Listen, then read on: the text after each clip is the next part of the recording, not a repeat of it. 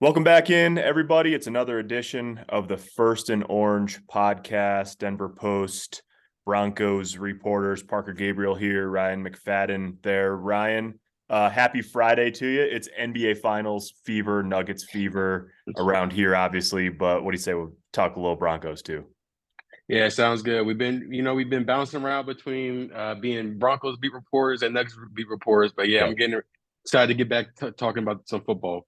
Yeah, I'm not don't have the we don't have the humidity going on like our guys down in South Beach covering the Nuggets, but obviously, follow them. Listen to the Nuggets Inc. podcast too. Excellent stuff over there, except for the random times when I end up on there stumbling over Peyton. But beside the point.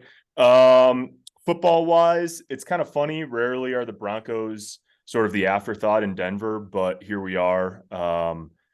It's an interesting time in the calendar, though. They just wrapped up OTAs, 3 weeks of OTAs yesterday, Ryan.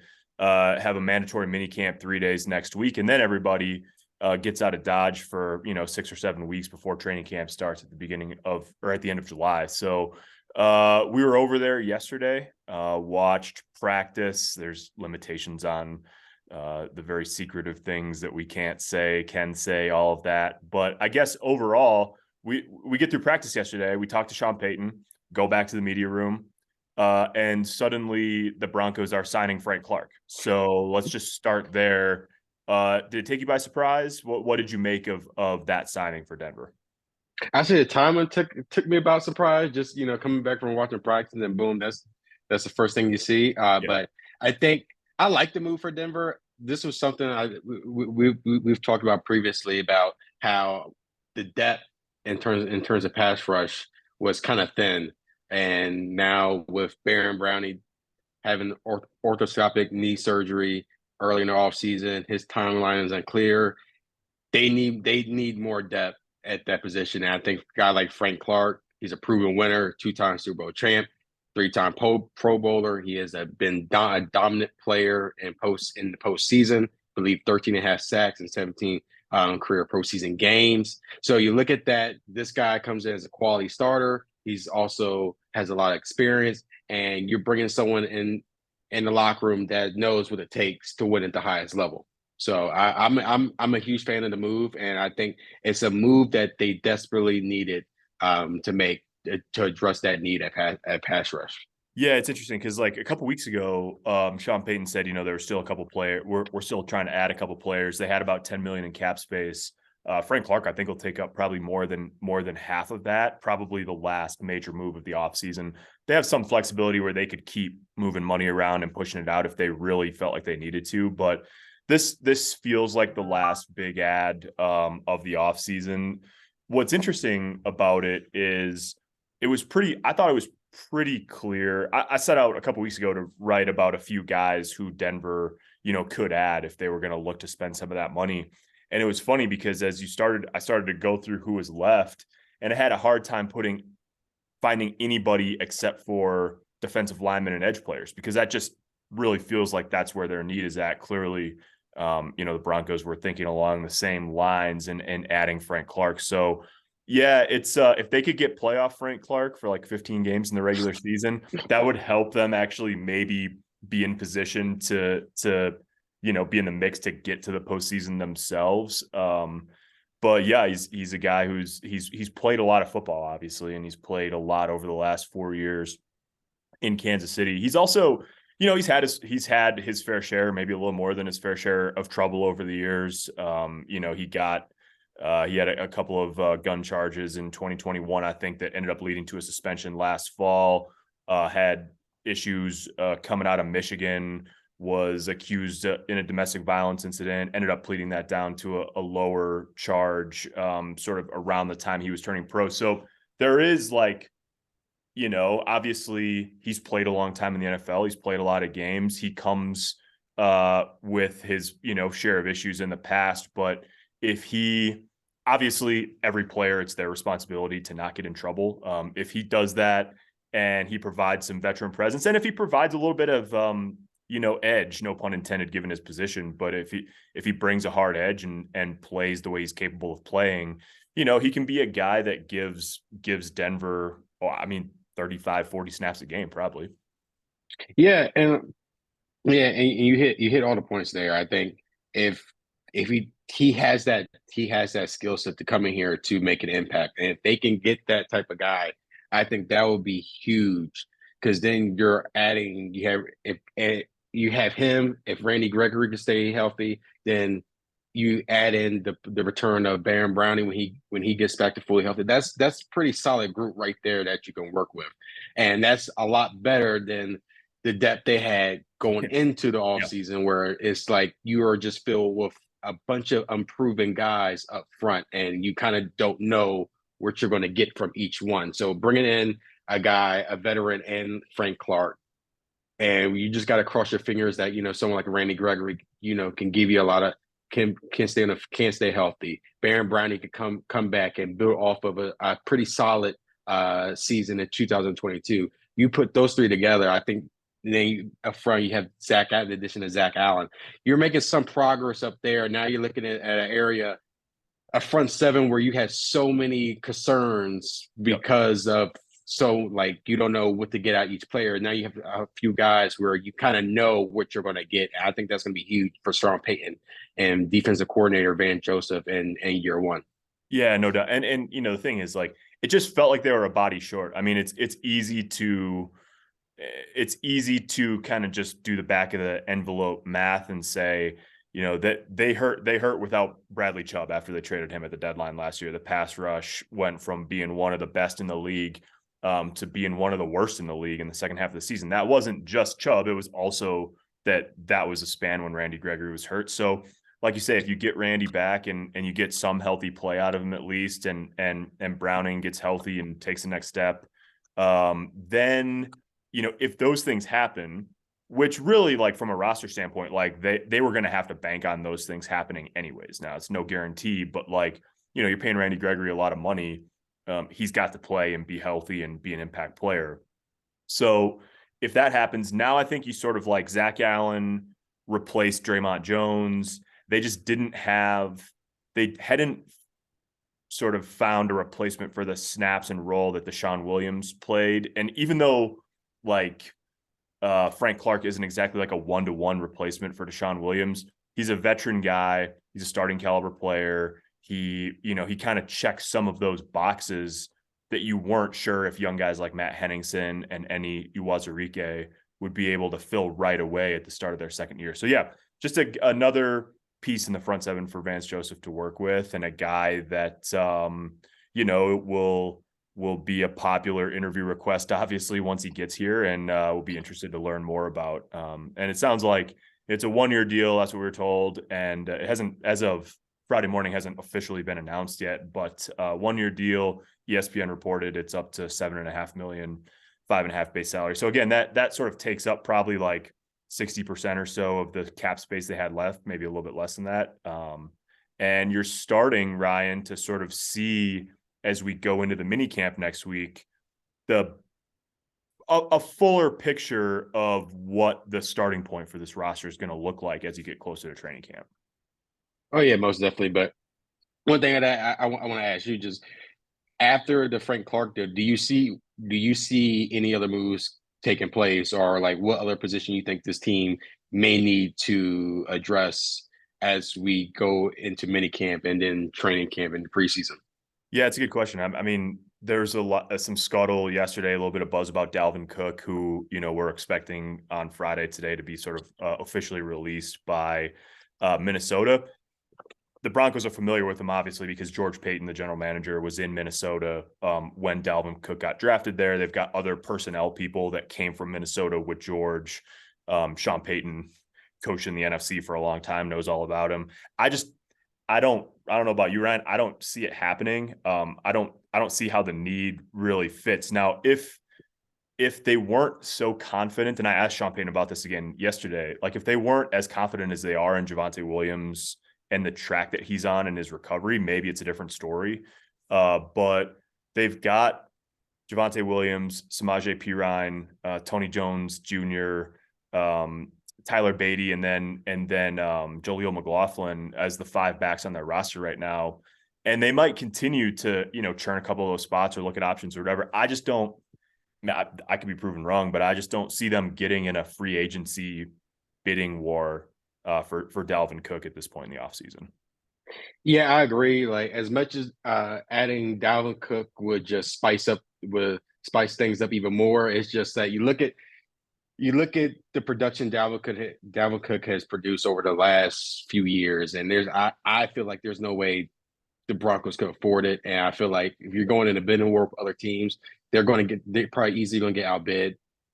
So yeah, it's you would like to see Sure. I'm assuming Broncos fan would like to see Dalvin Cook in a Broncos uniform, along with Javonte Williams and Shamaje Perine. I think that'd be a solid, group to work with. But I just don't see it happening as well. Then also too, like you said, add in the factor of Javonte Williams is, he looked good during OTA. He's moving or he was moving around really well. Obviously, things can be different when they put the pads on, and that's something to monitor as well. But he's on the fast track, and I think that might not that idea of Javonte Williams being on the fast track um, doesn't give them a reason to go all in on a Dalvin Cook and spend that much money on him.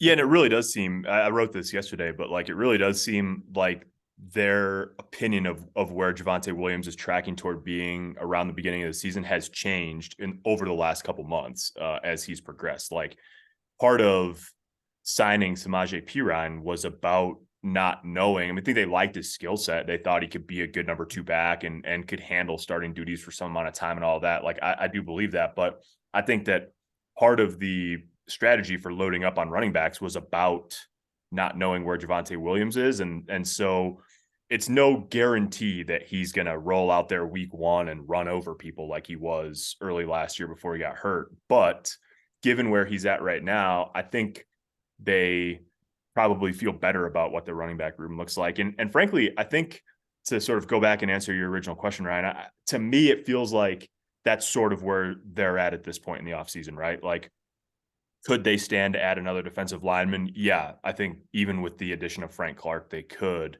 Could they use a little more proven depth at offensive tackle? Yeah. And there's probably some other positions where you could say the same thing. But at this point, they're probably getting close if they're not already there to like, okay, let's get through the mini camp. Let's get to training camp, see how the first week or so shakes out, and then go, back and sort of see what's remaining and what's available if you feel like you really need to address one of those positions. Oh yeah, most definitely. I think the Frank Clark move is something. It's probably their last move we're going to see until we get to August in training camp, and then Sean Payton can sit back and really see. All right, this is what else we need. But yeah, like I think depth at offensive tackle could be another move, and then obviously get your team to build up on the defensive line. I think that'd be a necessity for them as well. But I think at this point, I think it's best for them to kind of like evaluate. You got Frank Clark now. Let's evaluate what we have after that move, and what do we need to do moving forward. And you won't be able to figure that out until these guys get in there for training camp, play a couple preseason games, and you can figure that stuff out. Yep. All right. So 3 weeks of OTAs in the books. We saw 1 day of practice each week. We'll be there 3 days next week for the minicamp, Tuesday, Wednesday, Thursday. Ryan, obviously, you only can take away so much when you're watching 1 out of 3 days, and also when you're the guys aren't in pads and it's mostly walk through half speed type of stuff. But what do you feel like now about this team that maybe you didn't know when OTA started, or that you think They have a ton of wide receivers. Yeah, yeah, that's right. They That's have right. a ton of They have a ton of wide receivers. That's one takeaway is there. That's including their key guys, the Cortland, Judy, and Tim Patrick. It was interesting to see kind of like seeing some solid reps from one of the under the radar guys and Brandon Johnson. And I think what we saw from him during OTAs, it'll be interesting to see how that develops going to mini camp and training camp. So I would say keep an eye on that. Russell Wilson, he mentioned it himself. He feels lean and mean, and he does look a lot slimmer compared to the start of last season. So maybe those hours in the gym. I think he's probably locked in and want to take full advantage of this new opportunity with Sean Payton. So I think that's a pretty strong development there with terms of starting quarterback. And I think obviously we already touched on Javonte Williams, so I'm not trying to get back into detail on that. Greg Dulcich as the Joker, I thought that was probably one Yeah. of the biggest quotes from taken away from OTAs, given the fact, with the Nuggets. And just what Sean Payton sees in his role in terms of being a guy that can just do multiple things on the field, which I think will be very huge for that offense. But one thing that we was able to see yesterday, on Thursday, that I thought that a lot of players talked about, but for us to get that firsthand experience was pretty cool, was Sean Payton being very detail oriented. Yeah. So it was like the first hour or so of practice was like, just straight going over a late game situation and working on late game situation, just watching him like be so attention to detail to every little thing throughout that whole process. Like the players have told us about how his practices are educational and Yeah. he's very into detail and making sure every little thing is perfect. But kind of see that in action, I thought that was pretty cool to see. And and I think stuff like that is going to be very beneficial for the team. Yeah, it's interesting, Ryan, and that's a good point. And we wrote about that yesterday after we saw it, and it really was. I mean, it was like 45 minutes solid. One of the things that I find fascinating about sort of watching Sean Payton operate from afar to this point in his tenure is there are a lot of coaches, and I think Nathaniel Hackett, understandably, I'm not trying to like dump on the guy or anything, last year as a first-time head coach, like a lot of younger coaches, especially, I think, get into this mode where as soon as you can be on the field, they want to be on the field. And as soon as you can start installing the playbook, they want to install the playbook. And there's been, I'd say it's one of those sort of like breadcrumb things this offseason that I've just found very interesting to sort of track and probably need to write more about at some point, where like it started with the fact that they weren't going to go right into phase 2, that they stayed in the weight room and they did the lifting and running for several weeks. I thought Mike McGlinchey made a really interesting point last week where he said like some coaches, as soon as you can be on the field, they want to be on the field because that's what they feel like they need to do. Get the playbook in, install. And Sean's really sort of like taken, I think, the approach of like, that's your job as players off the field. Learn the playbook, master it. When we're on the field, we got to figure out how to win games. Like you have no chance of winning games if you don't understand your assignment. So then it's about sort of like all of this other stuff. It's about the weight room, and then it's about 2-minute and late game scenarios and all of these sort of like detailed things.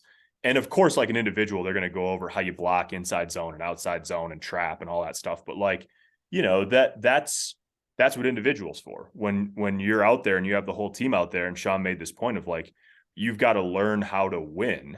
And so I just think it's been very interesting to watch over the course of the offseason what he puts emphasis on, because the things that he's really emphasized are different than what I think you hear from young coaches, especially, and a lot of coaches around the league at this time of year. Oh yeah, it's you can tell just Sean Payne has just like the vibe, like what he's brought in, just changed the whole vibe, changing the players' mindset, changing the way they look at practices, and that's one thing. Like all the players, that was like literally when you ask each player throughout these past 3 weeks at OTAs, oh, what are your first impressions of Sean Payne? What are your first impressions of Sean Payne? And they really talked about just the way he teaches the game and learning it. And it's like you feel like I think that's something they needed, where it's like he's taking his time and you're showing them this is what when we go out there, we're going to try to be perfect. I'm not trying to rush it. We're trying to make it as perfect as possible.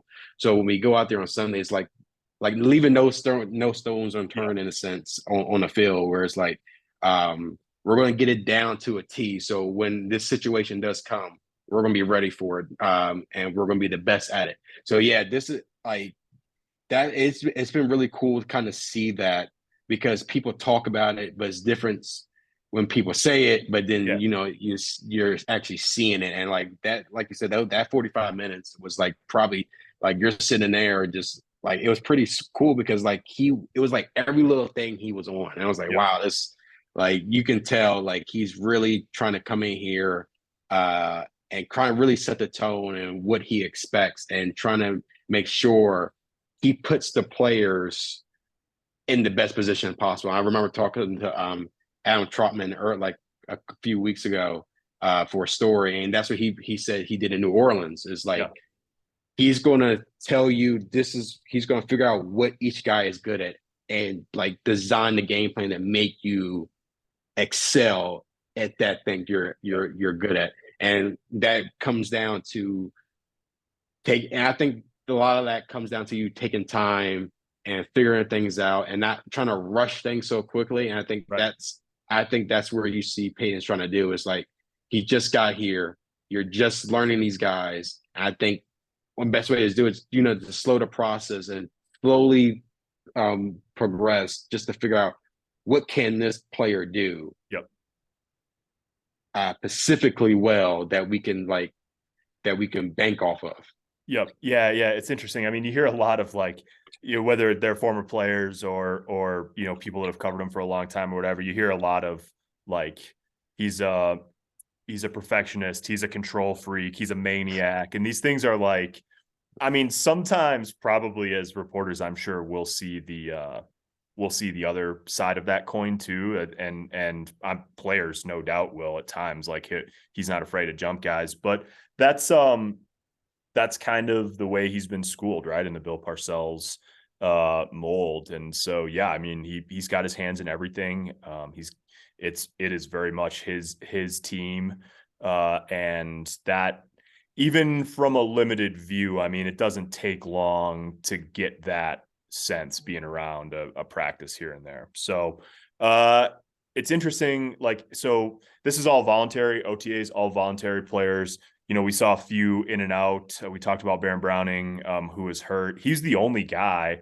And Mike Purcell didn't participate in OTAs because of an injury situation, but Browning was the only guy who we didn't see over the course of the 3 weeks. And that obviously was an injury situation as well. So the mini camp next week is mandatory, but it can't be that much different attendance wise, because yesterday every single player on the roster except for Baron was out there.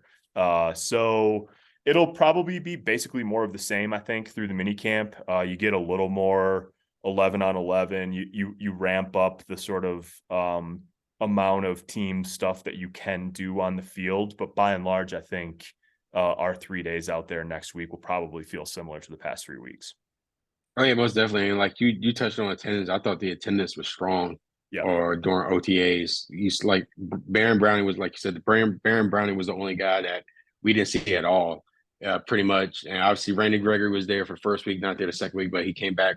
He came back on Thursday. So yeah, I think we're going to see very much the same until we get to until we get to training Yeah. camp. Yep.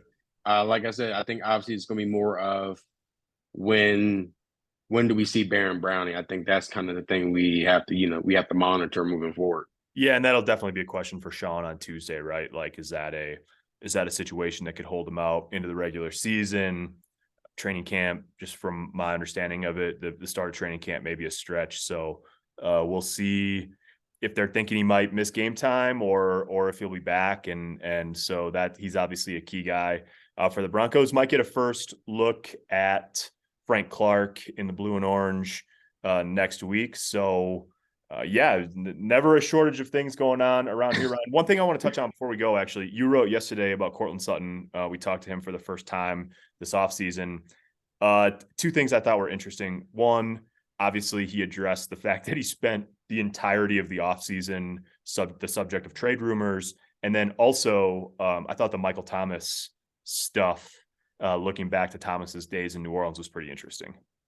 Oh yeah, it was pretty interesting. And like I think he was asked because I think they said a reporter asked like him and Michael Thomas having kind of the same body type, and did he look at look at his highlights, and he said specifically looked at that 2019 season where I believe he broke the NFL record for single season receptions, and just he went into detail just talking about like how he ran a route and how he did certain things to kind of help him get ready for the season.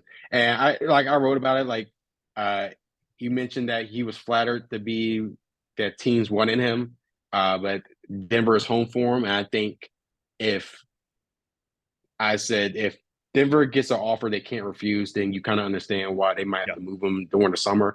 But when you look at I think they're better off just playing this out with Judy and Sutton. And then you get Tim Patrick back to see what does that group look like together on the field, healthy and fully healthy. And I still think he still has a lot of talent. He still has a lot of talent. He's been pretty durable over these past 2 seasons, I believe, playing 31 games.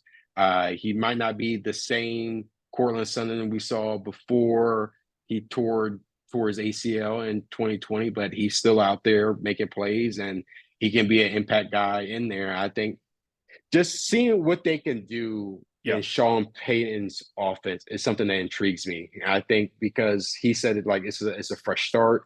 You're bringing in a guy who's an offensive guru, a guy who has worked with some really talented wide receivers over his time in New Orleans. So I think that kind of makes me have a lot more optimism with that receiver room with Judy and Sutton. I'm actually looking forward to see them this year and how they play with Russ and Sean running things. Yeah, yeah. And then, like you say, getting Tim Patrick back is big. It looked like his activity level is a little higher this week than even the past couple in OTAs.